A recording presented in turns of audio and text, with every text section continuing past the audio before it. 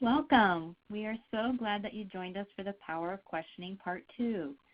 This session is intended for elementary administrators, literacy coaches, and instructional providers. I am Paula Lutzi, a GrapeSEED professional learning specialist. Today, Julie Baxa is going to give you an inside look at the power of questioning, including some tips and techniques.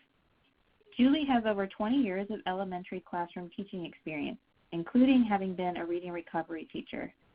She is currently a professional learning specialist and supports teachers in their journey to help students develop oral language as a bridge to reading and writing.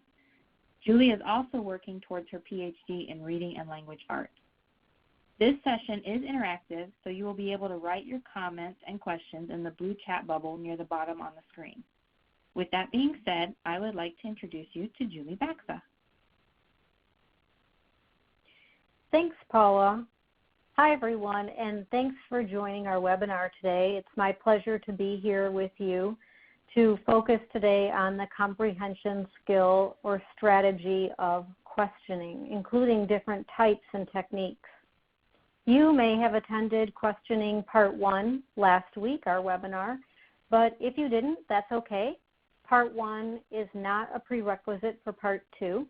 However, if you did attend, you'll see that just a few beginning slides are the same or similar to last week, and that's just for the purpose of building some background, and then we'll jump right into the new material. As Paula mentioned, this webinar is interactive, and you'll be able to brainstorm questions and share them with others in the blue chat bubbles as we go on.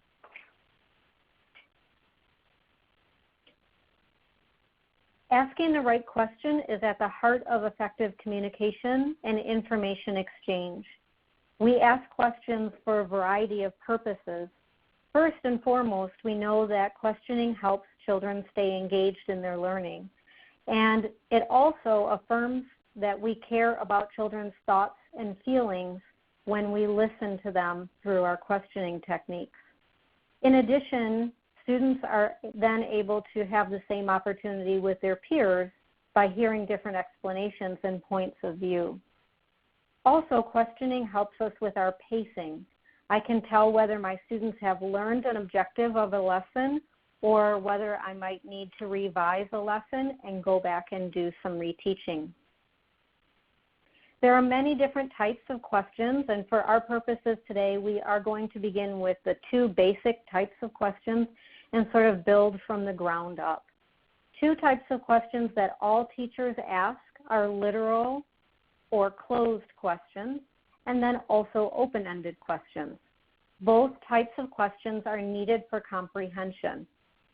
Closed or literal questions are also called within the text questions or right there questions, as the answers can be found right there in the text, where open-ended questions are usually connecting questions or questions that are beyond the text or about the text.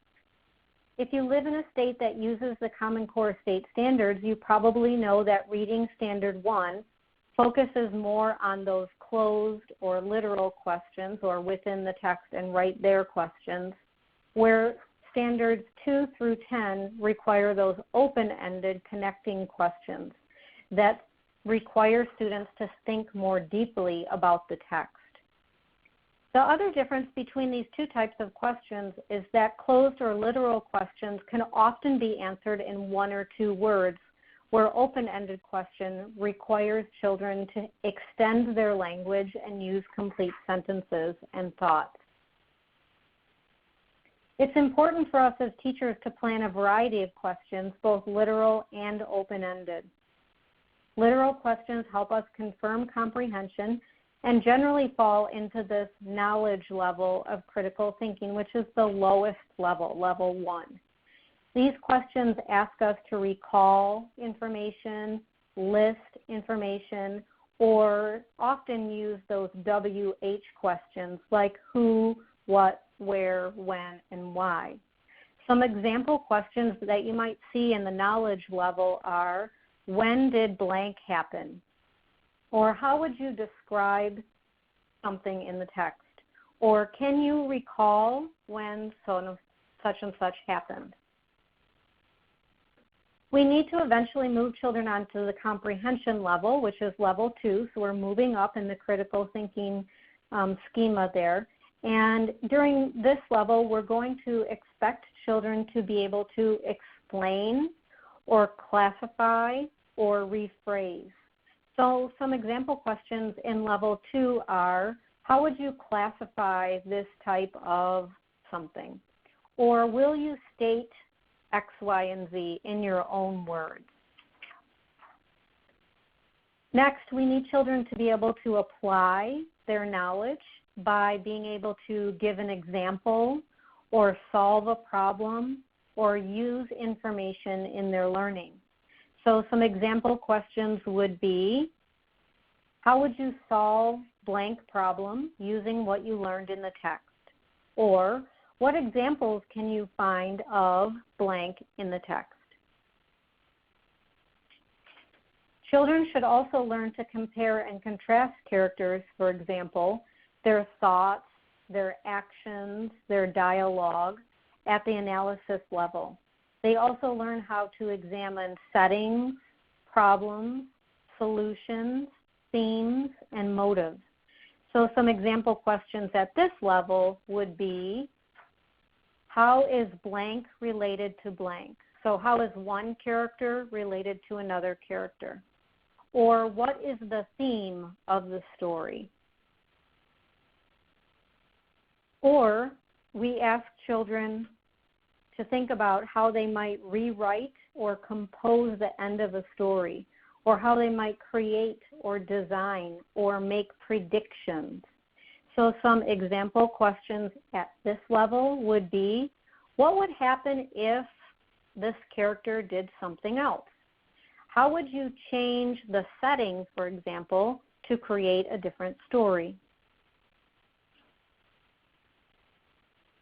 We also ask children to think about how to evaluate a story and how to give their opinion or make a choice. And in addition to this, they need to be able to give their reasoning or evidence either from background knowledge or from evidence from the text. So questions at this level might include, what is your opinion of such and such a character? Or, what choice would you have made? The same choice as the character or a different choice from the character? We need to help children think critically at these higher levels of questioning, even if we have to scaffold their thought process along the way. So we know that it's important to ask children a variety of questions, and teachers should use a mix of closed or literal questions and open-ended questions. So let's look at a few specific types of questions that we could ask in our classrooms. The first one is factual questions. Factual questions target factual information needed for recall or restatement of concepts directly from the story. So in factual questions, children are not asked to compare or relate material. Rather, they're just asked to recall or restate facts from the story. These are, again, those knowledge level 1, basic level questions, and often include those WH questions. They're key here. Another type of question are vocabulary questions. Vocabulary questions ask children to talk about the meaning of words. So, for example, in this story, it says that these bears are enormous. So asking children, what does the word enormous mean? These factual and vocabulary questions are great for our entering and beginning English language learners because they can often use one or two words to answer these factual or vocabulary questions and feel very successful. And even if they can't use a lot of words, they might be able to go up to the pictures in the story and point and make gestures that would allow us to understand their answer without using a lot of language. Children should also really be encouraged to learn how to ask these types of questions as well as answer them. Another type of question are description questions, and these go along with level 2 comprehension. And these types of questions children are asked to use language to give details about something that happened. Again, those Common Core State Standards 2 through 10, now we're moving on to those. We might be asked to give details about pictures or events or objects. But we could also make it a little bit more tricky by having them give descriptions about processes and procedures. And that would be much more difficult than just describing a character or a setting, for example. Processes and procedures might include reading books like how-to books. What is the process of how to make cupcakes, for example, including recipes. Another type of question are prediction questions. And prediction questions ask children to think about what might happen next. And a lot of times teachers are really good about asking prediction questions before a story begins, but we can't forget that we should ask prediction questions throughout the story. So thinking about what we've learned so far about this character in this setting up until this point, what do we think this character might do next? Another type of questions are text-to-self questions. And these types of questions ask children to connect the story to their own prior experiences. For example, the same thing happened to you in the story that happened to the character. Well, how did you feel when that happened to you? Or what did you do? Another type of connecting question are text-to-text connections. And these types of questions ask children to connect the current story to another story that the child has read or has been read to them. So, for example, you might ask, how is this book like the book that we read yesterday? And when we help children learn to make these connections, children begin to understand how a story might relate to their own lives or to another story that they have heard or read. And when children do this, research shows that this leads to increased motivation and engagement because they're making a connection to their own feelings or their own thinking. Making connections also can lead to comparing and contrasting, which is analysis level 4.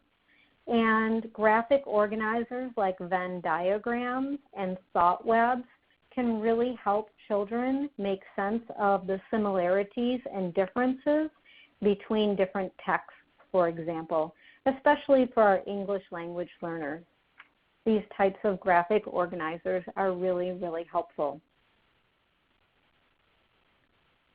Inferential questions ask children to sort of read between the lines or beyond the lines.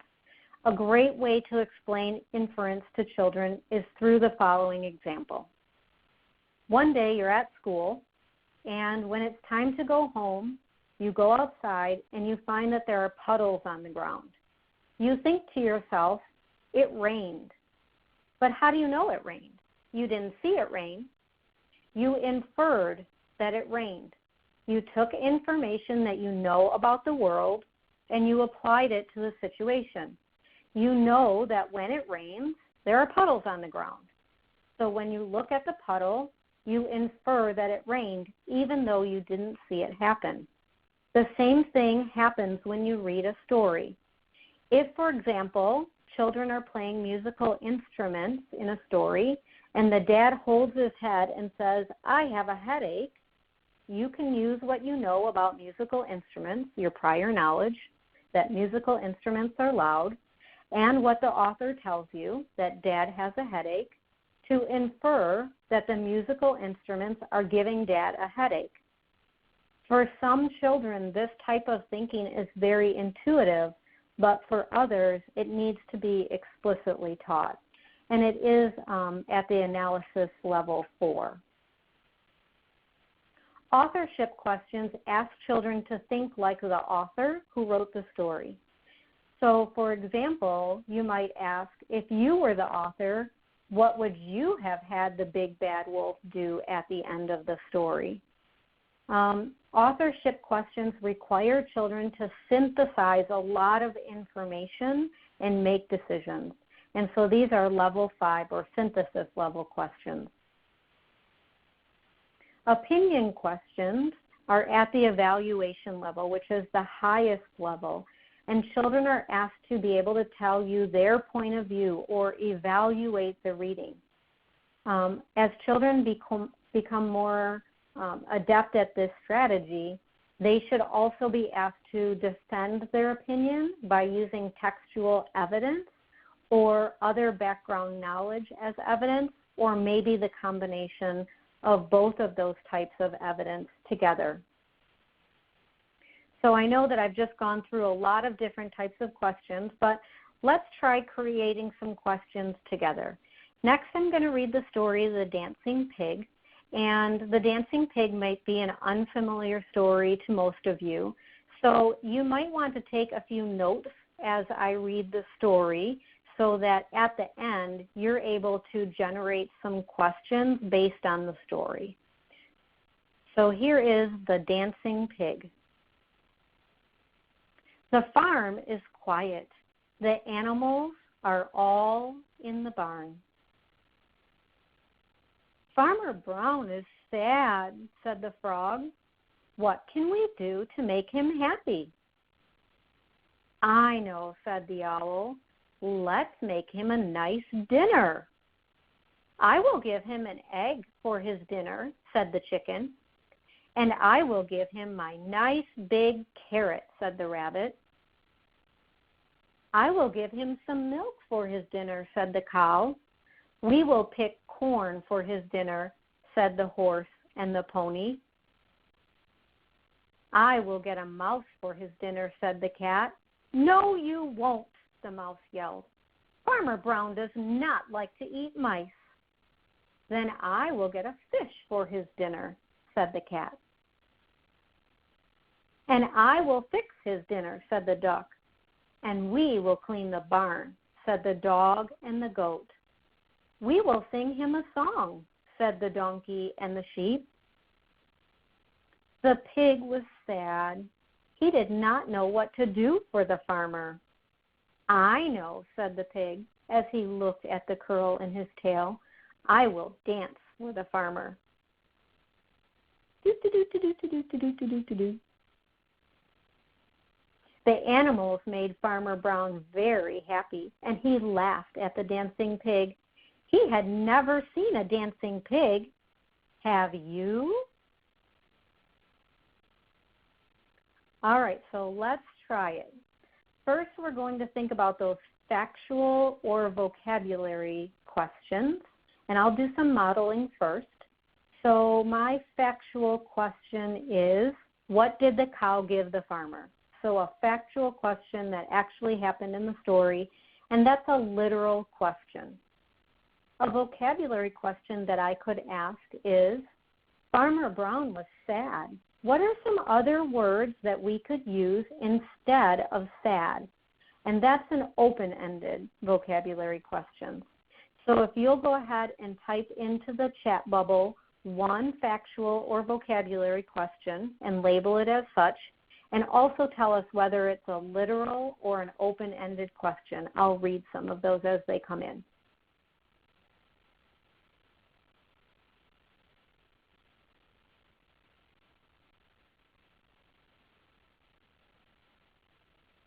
One question came in, how did Farmer Brown feel at the end of the story? That's a factual, literal question. How did he feel? Good. Another question came in. This is a vocabulary question. And the question is, the duck says that he'll fix Farmer Brown's dinner. What does fix mean?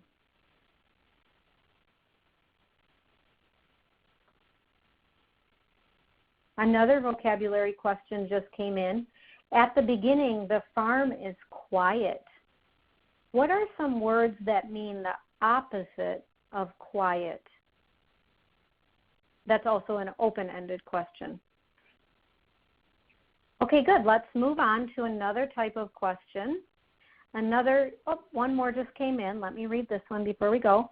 Why did the pig decide to dance for Farmer Brown? Good, that's a great question.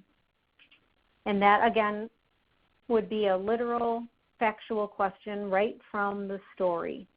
We could go back and find that evidence. Okay, the next type is text-to-text or text-to-self.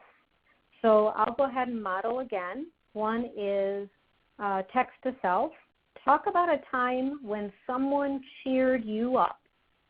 So that would be text-to-self, open-ended. Or a text-to-text, tell me about a story that you've read or heard where one character cheered up another character. Again, that would be open-ended.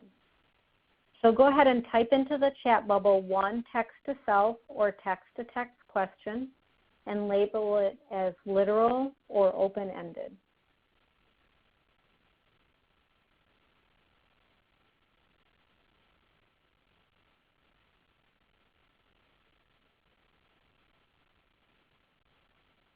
We have some fast typers. So one question just came in, text to self. Talk about a time that you were sad, an open-ended question.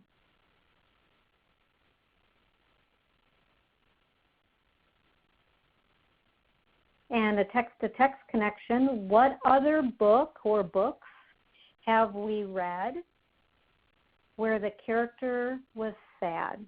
Another open-ended question. What other book has a Farmer Brown? Maybe you've read other books about farmers. That's a literal and text-to-text question. Another one, what story have you read that's had similar characters? So maybe outside of the farmer, like the animals, right? Good. Another text-to-text question that's open-ended. All right, and let's move on. This time we're going to ask an authorship question.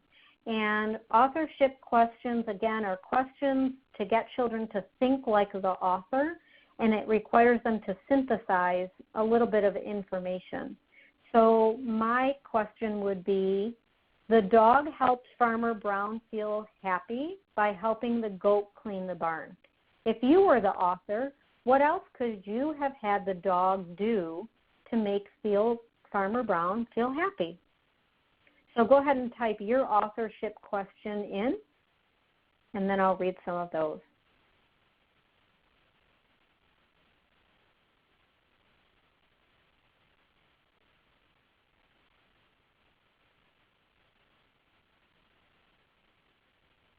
Here's one. How would the story have changed if the author had changed Farmer Brown to a little girl? I wonder if the characters would have done something different to cheer her up. Here's another open-ended authorship question. What if the setting of this story was an ocean rather than a farm? How would it change the story? Open-ended question there. Nice. Well, thank you for participating in brainstorming questions. Let's keep on going here. Our time is short. So one thing that we need to do is to think about why pre-planning is helpful. Why should we pre-plan our questions? And one reason is because it allows you to ask questions at a variety of levels.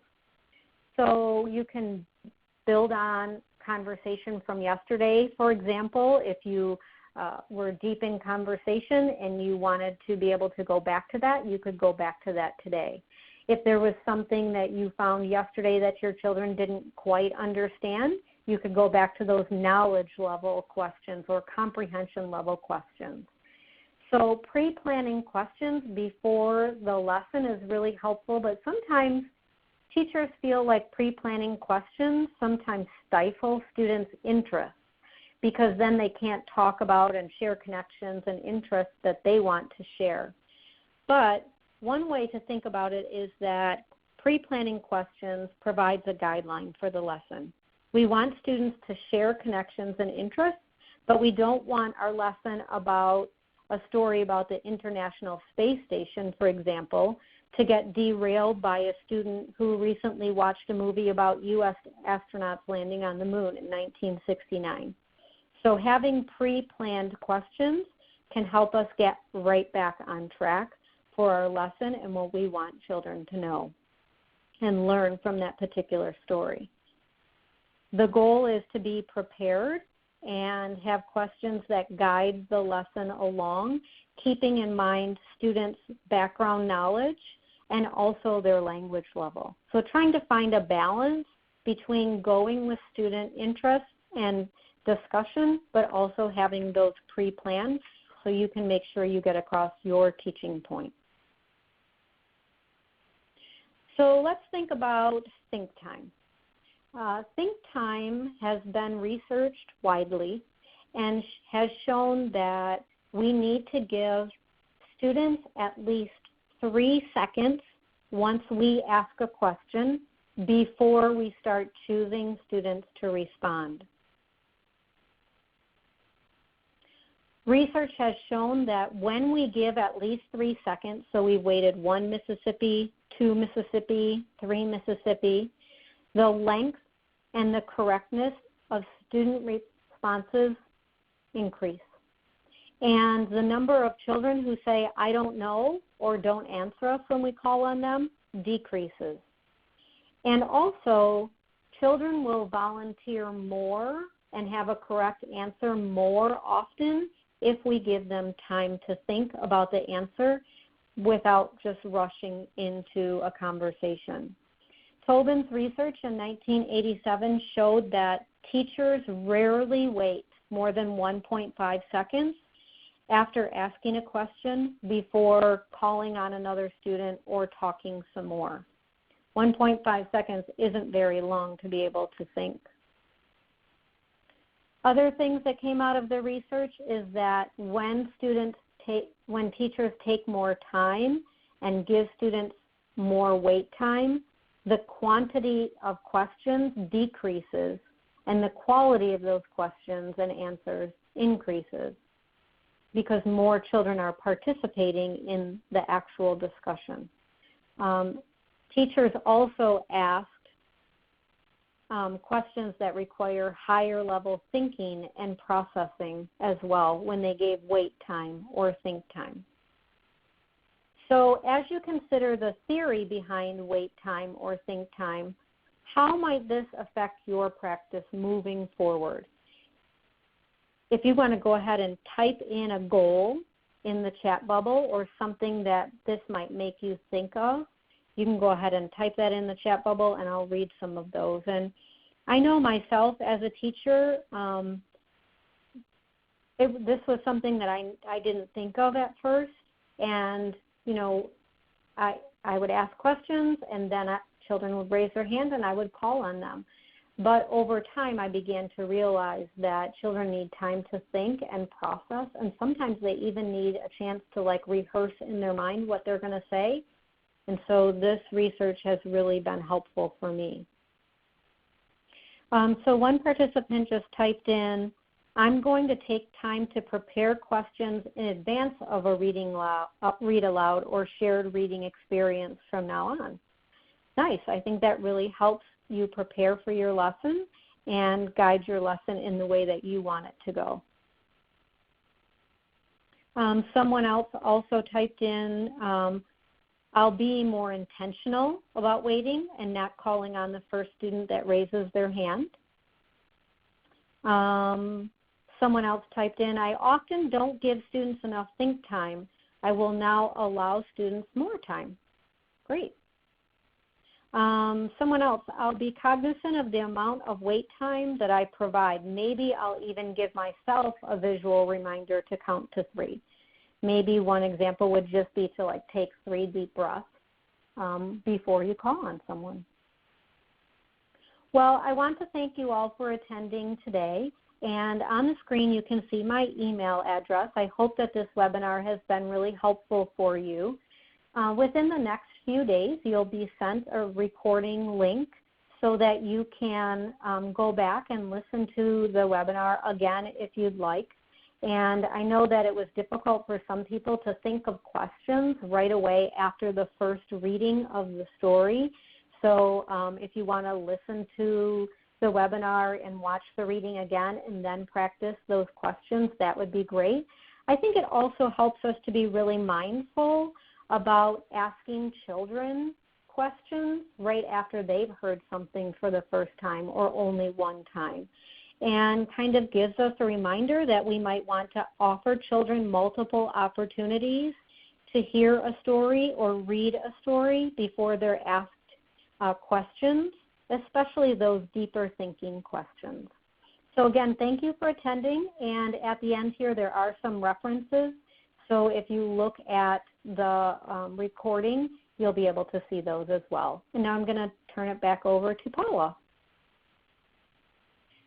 Thanks, Julie, for sharing the important information about questions and techniques.